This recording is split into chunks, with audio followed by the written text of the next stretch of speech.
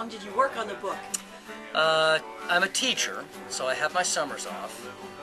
So I took 2 summers, and then I realized that unless I had some time to focus on it, I wasn't going to get it done. So I took 1 semester off of unpaid absence from school, and in about 4 months it was done.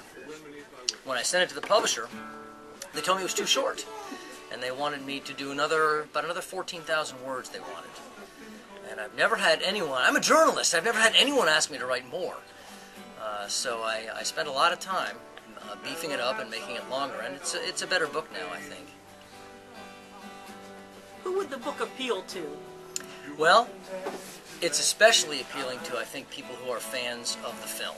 Now, I've seen the film about 100 times, and there are people out there that are psycho junkies. They've seen the film over and over again, and so I think people who are really familiar with the film would probably enjoy it best. But I also wrote it, I'm a high school teacher, and a lot of kids in the 14, 15, 16, 17 age range, they would never dream of watching a 50-year-old black and white movie. And so I kind of wrote it with them in mind.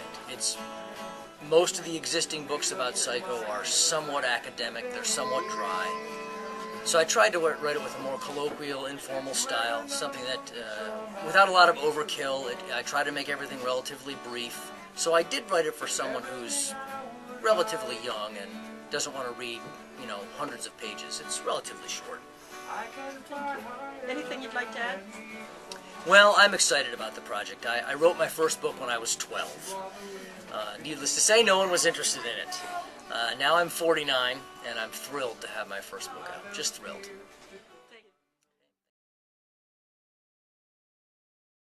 Virtually everyone who's read the book has said to me, I gotta watch that movie again, or I wish I had a copy of the movie.